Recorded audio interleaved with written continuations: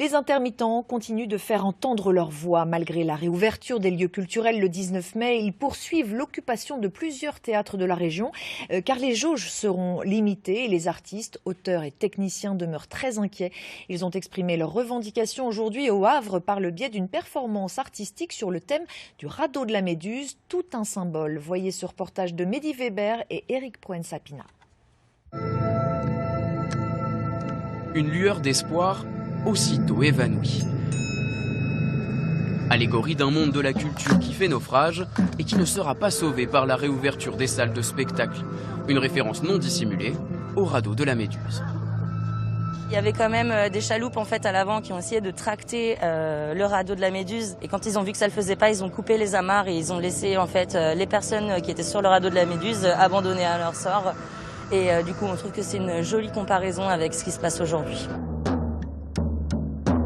Car malgré une reprise annoncée au 19 mai, les professionnels de la culture s'estiment eux aussi abandonnés, en particulier à cause d'une réforme majeure censée entrer en vigueur en juillet. La réforme de l'assurance chômage va tellement prendre de place dans le vie des travailleurs non permanents que du coup c'est vraiment ce pourquoi on va continuer de militer même après la réouverture des salles, parce que juste la réouverture ça va pas suffire à nous sortir de la précarité. En effet, le nouveau calcul de l'indemnité devrait fortement pénaliser ceux qui enchaînent les contrats courts comme les saisonniers, intérimaires et CDD, très nombreux dans la culture. Après 2 mois d'occupation du volcan, il reste donc des causes à défendre, notamment pour beaucoup d'intermittents du spectacle qui risquent de perdre leur statut. Pour les intermittents, il y a eu l'année blanche, mais malheureusement, il y a plein d'intermittents qui n'ont pas pu faire leurs heures.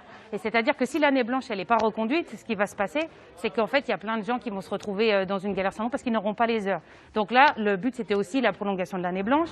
Le collectif a donc décidé de continuer ses actions après le 19 mai pour obtenir gain de cause.